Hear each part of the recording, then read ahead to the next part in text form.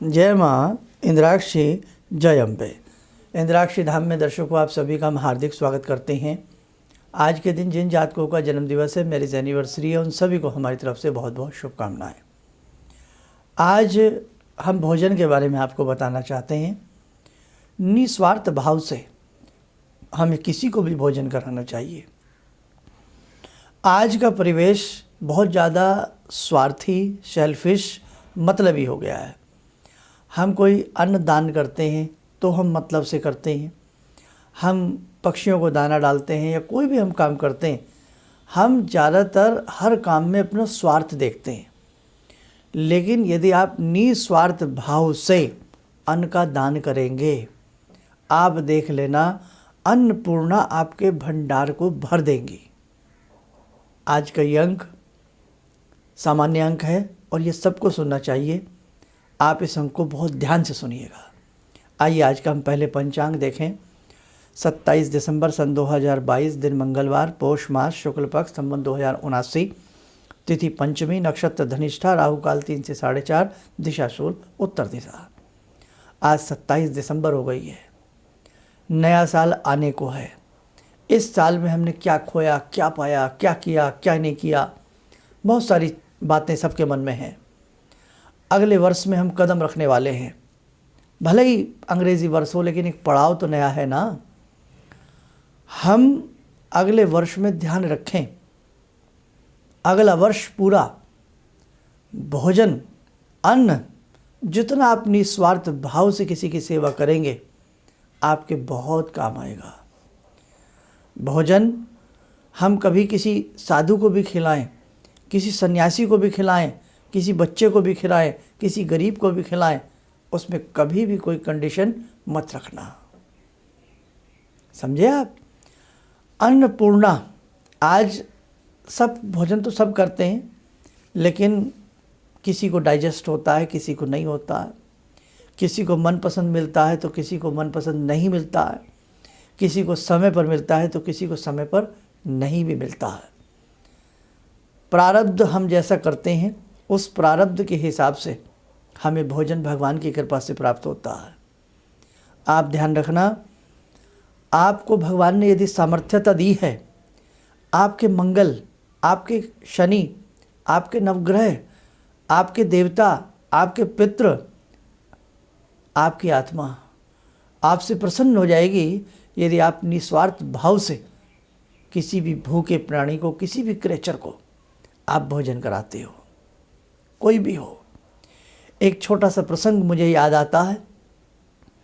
एक सेठ जी थे, उनका प्रतिदिन का नियम था कि वो किसी न किसी को भोजन जरूर कराते थे।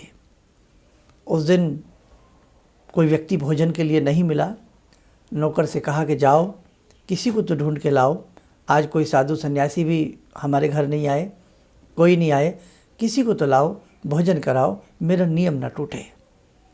सेठ जी की बात नौकर ने मानी।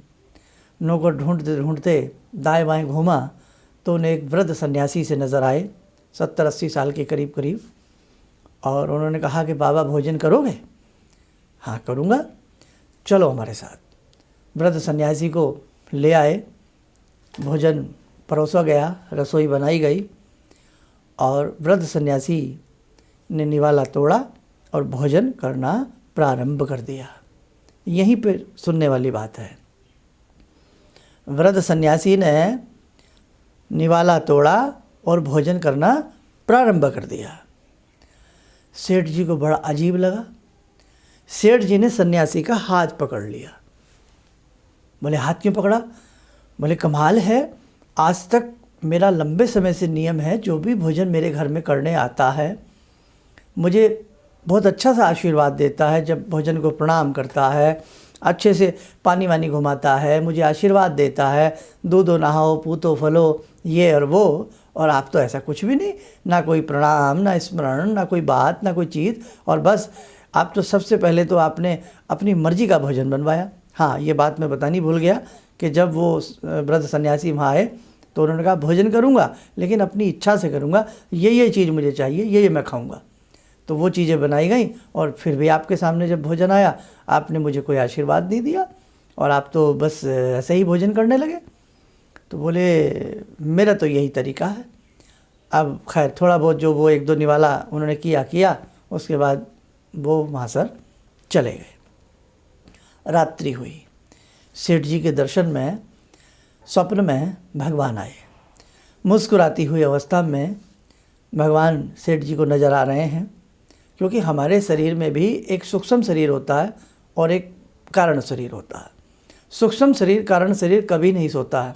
स्थूल शरीर भले ही मिट्टी का ढेर बन जाए, लेकिन आप जानते हैं आत्मा और ये चेतन अचेतन मन जो भी हैं और हमारा हृदय, ये सब कायम रहते हैं, चलते रहते हैं। सूक्ष्म शरीर से सेठ जी बातें कर रहे हैं भगवान से, भगवान मुस्कुरा रहे हैं। सेठ जी ने कहा है प्रभु आप काहे मुस्कुरा रहे हैं, क्यों मुस्कुरा रहे हैं? बोले आज तुम्हारे घर में ऐसे ऐसे एक व्रत सन्यासी आए और आपने उन्हें भोजन में से बीच में से उठा दिया तुमने, क्या तुमने ये अच्छा किया? बोले भगवान क्यों नहीं अच्छा किया, आज तक मेरे यहाँ जिसने भोजन किया सबने मुझे आशीर्वाद दिया और दूधो नहाओ पूतो फलो अनेकों प्रकार की कामनाएं की, लेकिन उसने तो आज ऐसा कुछ भी नहीं मेरे बारे में कहा, मुझे कोई आशीर्वाद नहीं दिया, तो मैं कैसे उसे भोजन करने देता? भगवान पुनः मुस्कुराए और बोले हे साहूकार क्या उम्र होगी उस सन्यासी की? सेठ ने कहा तकरीबन 70-80 साल के बीच में तो प्रभु उम्र रही होगी। बोले देखो बेटा, मैं 70-80 सालों से उसके भोजन का इंतजाम कर रहा हूँ, उसने कभी मेरा नाम नहीं लिया 70-80 सालों से, तो तुम तो चीज क्या हो? समझे आए, मर्म समझ में आया? सेठ जी को तो समझ में आ गया, आपको आया कि जिस व्यक्ति जो भगवान का नाम नहीं लेता, भगवान का चिंतन नहीं करता, भगवान का कीर्तन नहीं करता, भगवान उसके भी भोजन का इंतजाम करते हैं, है ना। और हम छोटी छोटी सी कंडीशनों पर लोगों को भोजन कराते हैं। मेरा यह काम बन जाएगा तो मैं भंडारा कराऊंगा, मेरा यह काम बनेगा तो मैं लोगों को पानी पिलाऊंगा। बात ये निकल कर के आती है। सेठ को अपनी गलती समझ में आई। बोले प्रभु आज के बाद ऐसा नहीं होगा, मैं भोजन कराता रहूँगा, चाहे वो आशीर्वाद दे ना दे। तो भैया बात ऐसी है कि हर व्यक्ति का अपना अपना अलग मिजाज होता है। कुछ लोग भोजन आत्मा की तृप्ति के लिए करते हैं, कुछ लोग भोजन स्वास्थ्य की दृष्टि से करते हैं, कुछ लोग भोजन जीने के लिए करते हैं और कुछ लोग भोजन के लिए करते हैं। सन्यासी लोग अल्पाहारी होते हैं, केवल अपनी इंद्रिय भर को, शरीर चलाने भर के लिए भोजन करते हैं। और बाकी तो ऐसे ऐसे सन्यासी हैं जब अपने कंठ में खेचरी मुद्रा को साध लेते हैं और अंदर से ही जो अमृत पान का रस टपकता है, हजारों हजारों वर्ष की आयु उनकी हो जाती है, लेकिन वो एक निवाला तक ग्रहण नहीं करते। ऐसे ऐसे सन्यासी हैं जब जो जिनका जी करता है, आकाश में सब कुछ है, फल हैं, हर तरह की चीज़ है, वो हर तरह की चीज़ केवल आकाश माध्यम से, वाष्प के माध्यम से ही ग्रहण कर लेते हैं। ये दुनिया बहुत अनोखी है, बहुत निराली है। अभी आपको बहुत कुछ सीखना और देखना बाकी है। इसलिए आज का हमारा यही सार था कि जब भी हम किसी को भोजन कराएं या अन्न का दान करें, निस्वार्थ भाव से करें।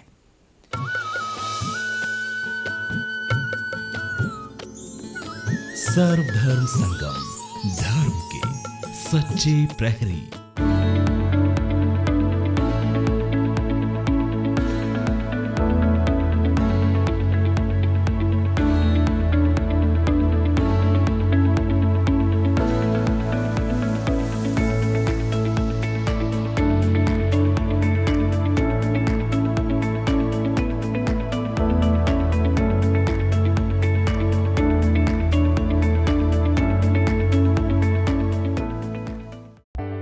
सर्वधर्म संगम टीवी चैनल को लाइक, शेयर और सब्सक्राइब करें।